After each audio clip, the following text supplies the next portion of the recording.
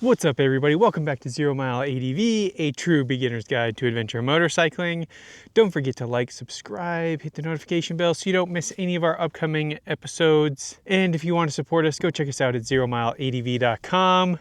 Working really hard to make some really nice motorcycle apparel that is not only affordable, important on today's topic, but also looks like you didn't come off a racetrack. Today, I am wearing our Garfield flannel in the red and black and our most popular pant, the double front over the boot pant. I thought in the boot was gonna be far more popular. Turns out it's over the boot. So with that, let's get into today's video. So today I want to talk about, has adventure riding got a money problem? And don't at me, bro, because I'm sitting here next to a 2025 BMW R1300 GS Trophy. That's a mouthful. And yes, it's an expensive motorcycle. And I think that's part of why I wanted to make this video. Also because as I'm working to build Zero Mile, one thing that's important to me is to build a community, right? It's, for me, I think if you're going to be successful in life in whatever venture you take, you have to put things in a certain order. I think that successful order is people, purpose, and then profit last. So yes, you have to make money in order to put food on the table and to pay your employees. But I think we got to start with people. And I think this money problem comes back to the bigger problem of excluding a lot of people from something that I think so many of us get a lot of joy out of. And I just want to dig deeper into. So I would love your comments. Does ADV motorcycling have a money problem? Let's dig into it. Leave those comments below. I think adventure motorcycling can learn a lot from the Harley-Davidson. Now, a lot of you, and this is a whole other topic, but a lot of you, you just mentioned the word Harley-Davidson amongst adventure folks, and it's like instant cringe. It's like, or whatever. We'll talk about that later in another video. But, with Harley-Davidson, they had a really, really strong community, and there was a lot of people that rode their bikes. And I think it was widely because they were like affordable. There's a big culture piece to that. I think there's a lot of elements to go into it. But now, if you look at the Harley-Davidson demographic, it's kind of aging out. And there's a big question in the Harley-Davidson community is like, how do we get younger riders back into the sport? And I think the bigger thing is like having fun, cool, affordable bikes that can get people into it. And so right now, I think there are a lot of options that allow you to do BDRs and things like that. If you haven't seen my video on how to, if I had $5,000, what sort of bike would I build for adventure motorcycling, go check that out. But I think it begs the age-old question, like now trying to keep younger people into the sport and keep the community going and keep things going, we need to have motorcycles that are affordable for the younger people to get into, and not only younger people, but also older people who maybe just don't have the expendable income or the means to be able to afford basically this motorcycle. And let's be honest, that you can buy a base model 2026 Hyundai Elantra for the same cost as this motorcycle. Now, don't get me wrong, it is absolutely incredible, but that's a lot of money. And if you're not fortunate enough or you haven't worked hard enough, I should always put that in there, because for me, a lot of people may think like, oh, you're just born with a silver spoon in your mouth, and so you're just lucky, and so you can afford this motorcycle, and that is not the case. Quick caveat and side note, I grew up in a small cabin in the middle of the mountains. I shared a room with my sister for a long time. My parents were broke, our house burnt down, and instead of like rebuilding the house nicely, like my parents kind of squandered the money and ended up losing the house. And I've been working since I was 15, so I definitely didn't grow up privileged. I definitely didn't grow up with good financial decisions. Maybe that's why I own this bike. Anyways, and I worked really, really hard. I had basically my life now is a culmination of a 20-year goal and plan that I have worked really hard to figure out along the way, thankful to a lot of people, that has put me in a situation where I don't have a loan on this. I have the title of this bike. So with that caveat aside, no, I didn't grow up fortunate. But, as expensive as this bike is, and then we think about not only do you need the bike, but then you have to insure it, and then you have to register it. And if you're in Colorado, even motorcycle registration is ridiculously expensive.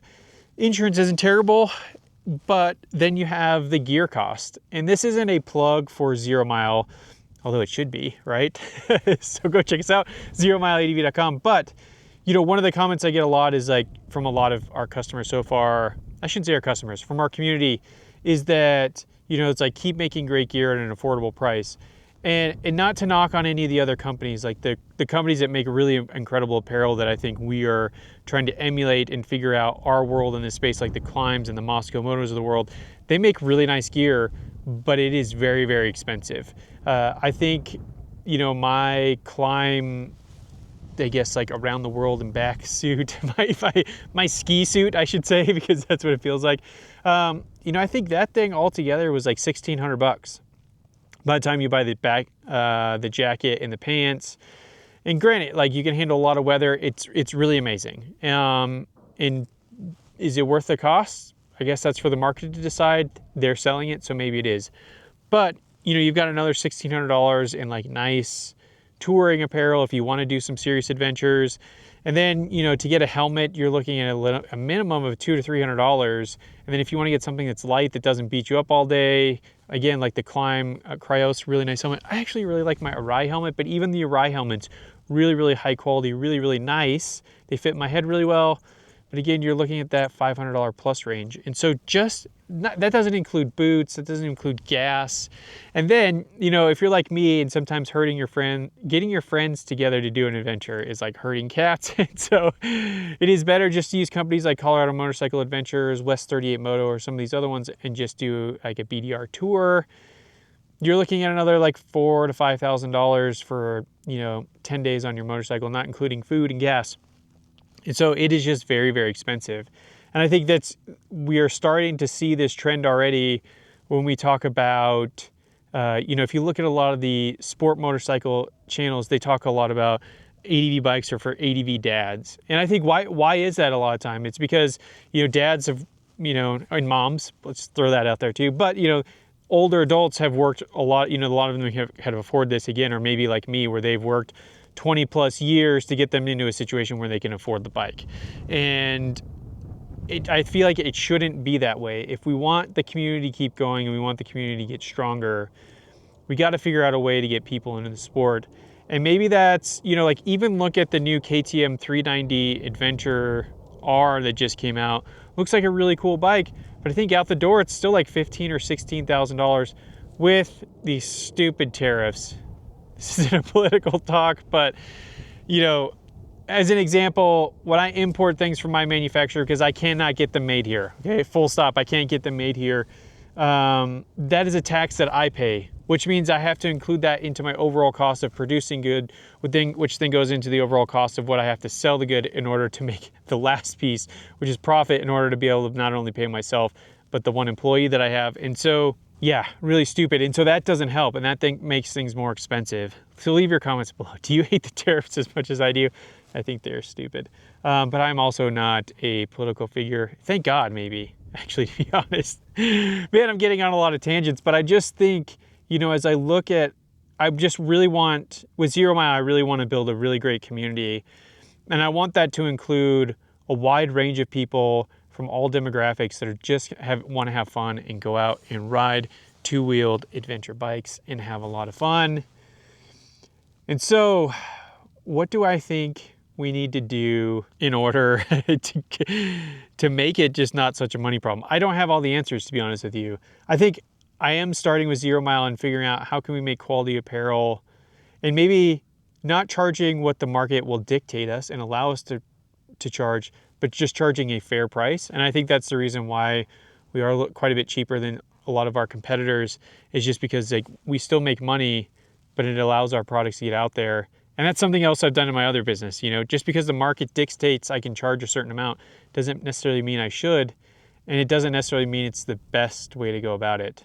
And it has worked wonders for me in my other business. And so here I'm trying to do the same thing. But when it comes to the motorcycle thing, it is tough. I think there are still a decent amount of options out there.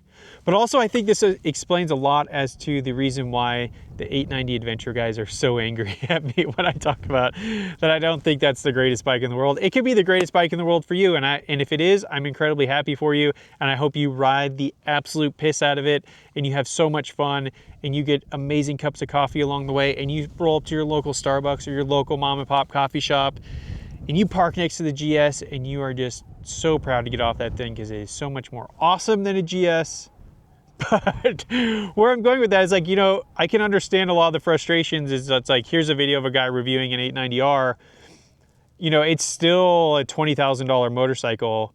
And so here's some random dude with no following on YouTube telling you that it's a terrible bike, right? And you likely probably have a loan on it. And so not only did you spend a decent amount of money on it, hopefully you're enjoying it, but you have a monthly payment on it and now some random dude on the internet's telling you it's not the greatest bike in the world, and so it upsets you, and I get it. I also would probably be upset, but I still don't think it's the greatest bike in the world. Anyways, yeah, what is the solution? Unfortunately, I don't think I have one, to be honest with you. But do we think we are basically moneying ourselves out, costing ourselves out of including more people and creating a bigger community? How do we solve this problem? It starts with the manufacturers. Hopefully you can figure it out.